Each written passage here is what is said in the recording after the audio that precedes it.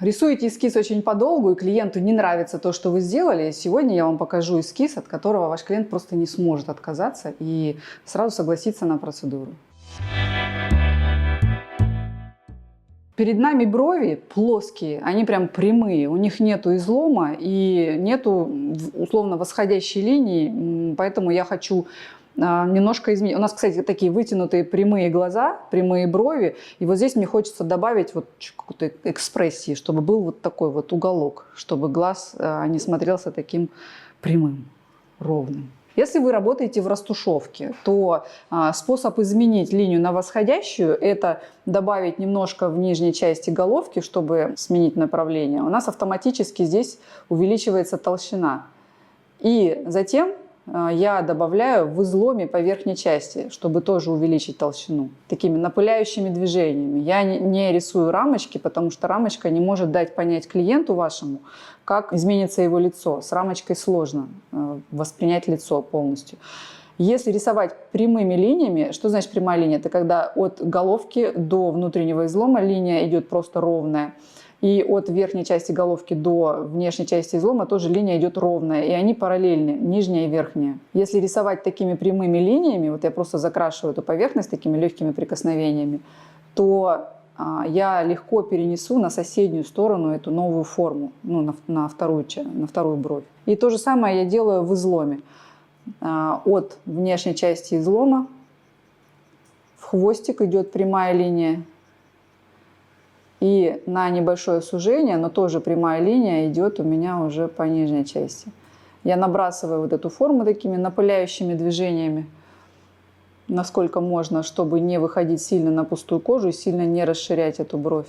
Получается, как будто тень появляется у меня растушевки. Я противница того, чтобы на пустой коже, на большом расстоянии, там, где нет волосков, работать. Потому что это всегда выглядит как какая-то грязь. Если там волоски никогда не вырастут, то нет смысла там работать. Особенно в растушевке. В волосковом методе можно выйти дальше на кожу, потому что в волосковом методе мы можем создать рельеф. И вот если сравнить сейчас левую и правую бровь, то здесь у меня появилась восходящая линия и излом. И на самом деле лицо это украшает больше, чем вот просто такая прямая абсолютно бровь. И в этом случае клиент может оценить изменение лица и понять, нравится ему или нет. И я переношу на вторую бровь, если вот эти вот точки проставить критериальные, это излом, верхняя часть головки, нижняя часть головки, внутренний излом. Я просто ставлю точки, чтобы их можно было замерить. И хвостик, окончание. И вот эти все точки можно замерить просто вот так вот. Я ставлю, смотрите, зубочистку, там, где точка, и пальцами просто отмеряю расстояние. И таким образом я вижу, где у меня будет излом на соседней стороне. Это если есть сложности просто с переносом слева направо. На самом деле я обычно делаю это на глаз. То есть я вот так смотрю, где здесь у меня нижняя точка излома. Провожу линию, такую воображаемую, до нижней части на соседней брови.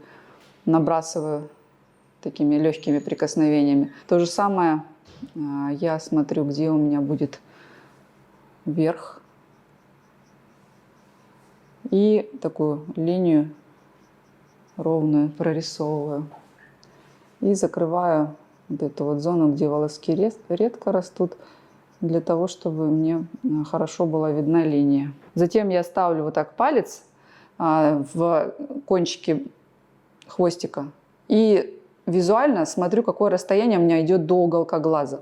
Вы можете его замерить, а можете просто на глаз это сделать, кому как удобно. То есть вы прям можете реально примерно прикинуть расстояние вот здесь вот какое должно быть. Поставить точку и затем вот эту вот линию соединить. Излом и кончик хвостика новый. Если линии будут ровные сверху и снизу, то каждый сантиметр брови вы сможете замерить. Если вы нарисуете какую-то такую дугообразную бровь, то радиус очень сложно перенести слева направо, просто потому что это действительно сложно, и у вас нету точек контроля.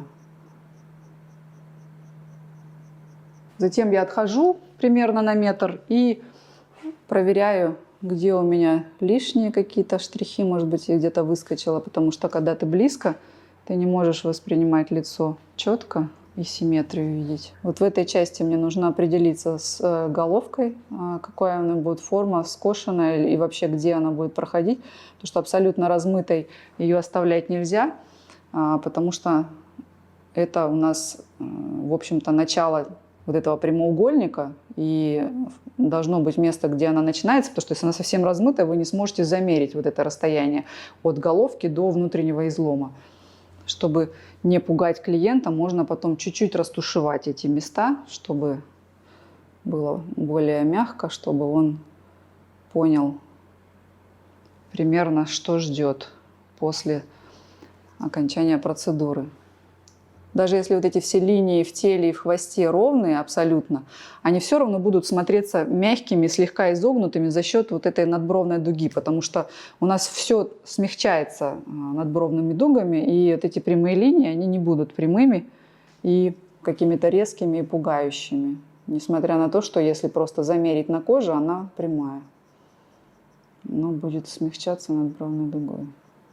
Ну все, и вот на этом этапе можно дать клиенту зеркало и определиться с деталями. Может быть, хочется чуть-чуть толще, может быть, хочется какой-то большей геометрии в головках, например, там, или сдвинуть их, или раздвинуть наоборот.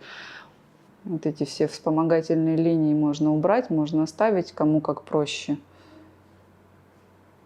Можно чертить вспомогательную линию вот здесь еще посередине, чтобы вот эти вот расстояния от центра переносицы видеть хорошо.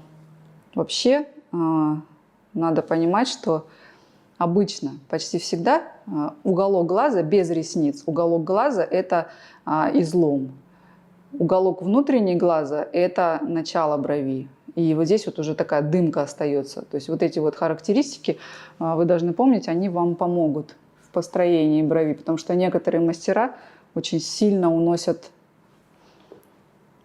излом аж на висок, очень далеко. Так, и вот сейчас вот эта головка более такая вертикальная, вот эта более скошенная. Вы переткни куда-нибудь. Вот это вот скошенная, вот это более вертикальная. И в этом случае вот она выбрала, и я тогда смягчаю уголок, немножко стираю по внешней части, немножко дорисовываю здесь вот внизу, чтобы тоже головка брови была скошенная.